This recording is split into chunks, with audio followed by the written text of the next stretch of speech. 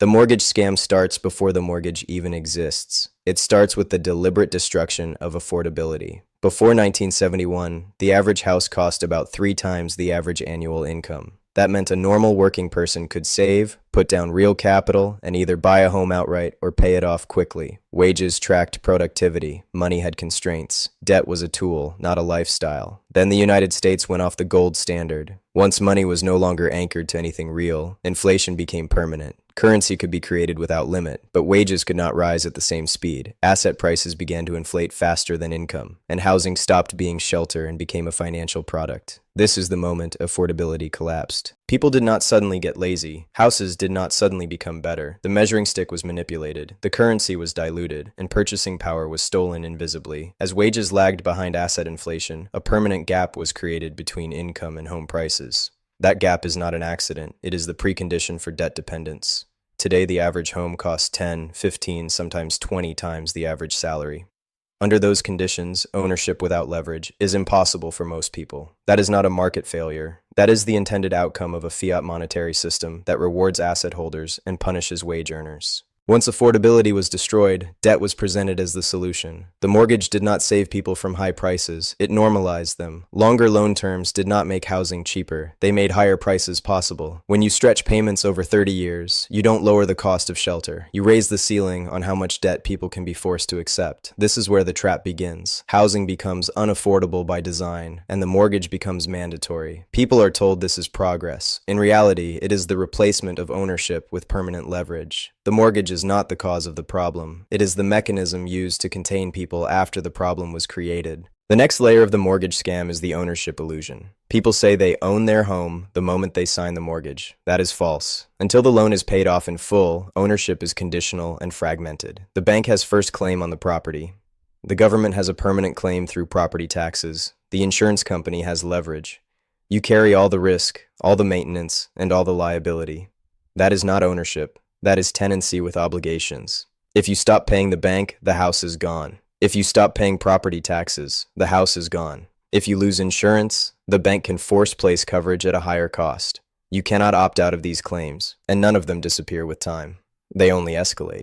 Calling this ownership is psychological manipulation. It keeps people emotionally invested while remaining financially subordinate. You feel like an owner, but you operate like a caretaker. You are responsible for repairs, upgrades, compliance, and risk, yet you do not control the asset. That is the worst possible position in a capital structure. Compare this to renting. When you rent, the landlord owns the asset and bears the maintenance risk. With a mortgage, you absorb the costs while the bank holds the leverage. You pay interest, taxes, insurance, and repairs for an asset that can be taken from you at any moment if cash flow breaks. This structure only makes sense if you believe future appreciation will save you. That belief is exactly what keeps people compliant. The system does not need you to actually win, it only needs you to believe you might. This is why the phrase, "at least I'm not renting," is repeated so aggressively. It is emotional self-defense. It prevents people from noticing that they have traded one landlord for several, and that all of them are more powerful than the one they replaced. The mortgage does not transfer ownership. It postpones it indefinitely while extracting interest. That is the core deception. Once you see that, the entire narrative around home ownership starts to collapse. The real weapon in the mortgage scam is amortization. Most people never look at the schedule, and the system relies on that ignorance. In a standard 30-year mortgage, the early payments are dominated by interest. For the first 5 to 7 years, roughly 70 to 90% of every payment goes straight to the bank. Very little reduces the principal. This means you are not buying a house in the early years. You are renting money. The structure is intentional. Front-loaded interest ensures that the bank gets paid first and most, while ownership is pushed far into the future. Equity is backloaded. Risk is front-loaded onto you. That is the opposite of a fair transaction. People justify this by saying interest is unavoidable. That is misleading. Interest itself is not the scam. The timing is. When interest is concentrated at the beginning of the loan, it keeps borrowers in a prolonged zero equity zone. During this phase, you can make payments for years and still owe almost what you borrowed. This is where life events become financial weapons. The system knows that most people will not stay perfectly stable for decades. Jobs change, families break, people move. And when any of those things happen during the interest-heavy phase, the borrower leaves with little or nothing to show for years of payments. You paid, but you did not progress. Amortization makes the mortgage fragile by design. It ensures that early exit is punished and long-term compliance is rewarded. If you stay locked in long enough, ownership slowly emerges. If you don't, the bank keeps the interest and you absorb the loss.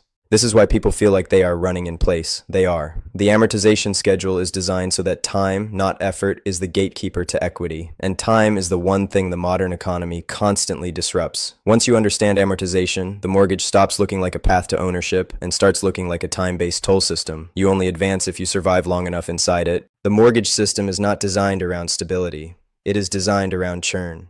Churn is what allows the interest machine to keep resetting before borrowers ever reach meaningful ownership. The system is counting on 3 events to do this for it: divorce, refinance, and relocation. Divorce is the most destructive. When a marriage ends, the house is usually sold or refinanced under stress. Equity is split, fees are paid, and the amortization clock resets. Years of payments disappear, and the bank keeps the interest. Emotional instability becomes financial extraction. Refinancing is the most aggressively marketed trap. Banks constantly push refinances with promises of lower payments, better rates, or access to cash. What they do not show you is that refinancing restarts the amortization schedule. You erase years of progress and return to a phase where most of your payment is interest again. This is not a mistake. It is the business model. Refinancing is voluntary reset. Relocation is the quiet trap. The modern economy forces job changes and geographic movement, but mortgages punish mobility. Selling early means commissions, fees, taxes, and lost equity. You pay for the privilege of leaving. A population that cannot move freely is easier to manage, and mortgages help enforce that immobility. Each of these events pushes borrowers back to the beginning, where interest dominates and ownership is distant. The bank does not need you to fail completely. It only needs you to reset often enough. Every reset extends the period where you are paying rent to the bank instead of building equity. This is why so many people make payments for a decade and still feel stuck. They are not unlucky. They are cycling through a system that profits when progress is interrupted. Stability is punished. Churn is rewarded. The mortgage does not trap people once. It traps them repeatedly.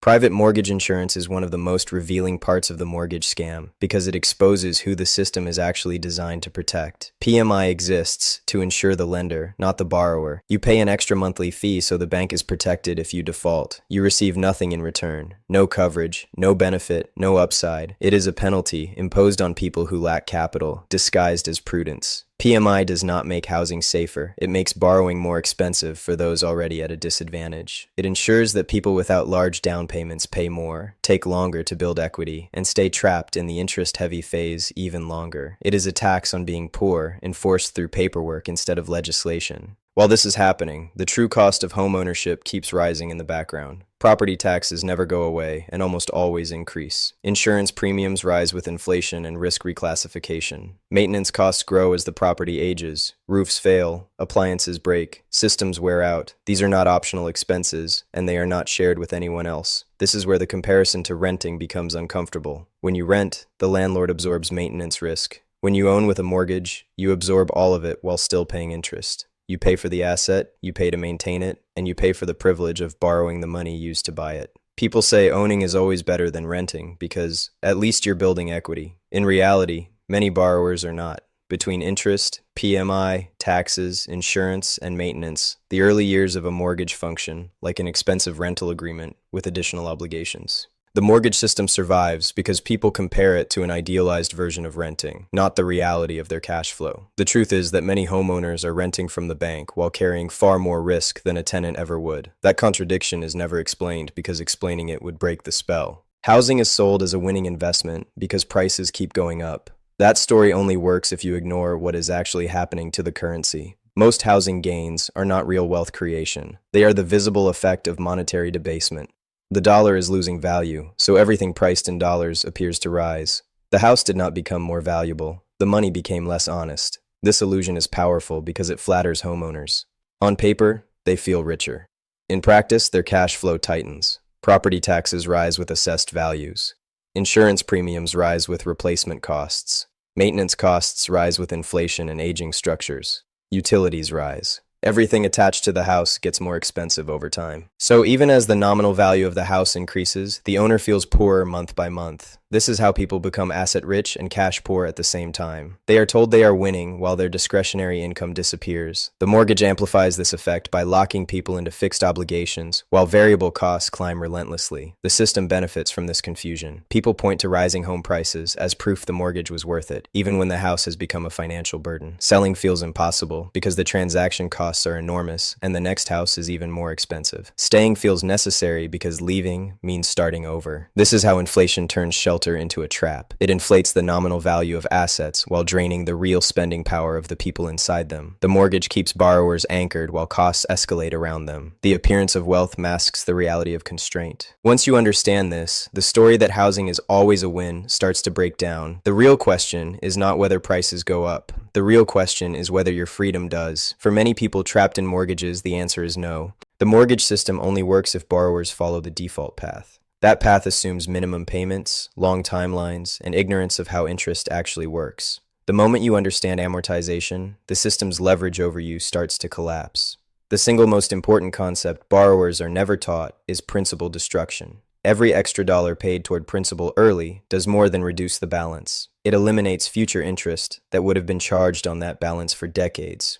A dollar paid in year 1 can erase $4 or $5 that would have been paid in year 20 or 30. This is why timing matters more than amount. Paying extra early is not the same as paying extra later. Early principal payments attack the interest structure itself. Late payments barely matter because most of the interest has already been extracted. This is the bucket scale.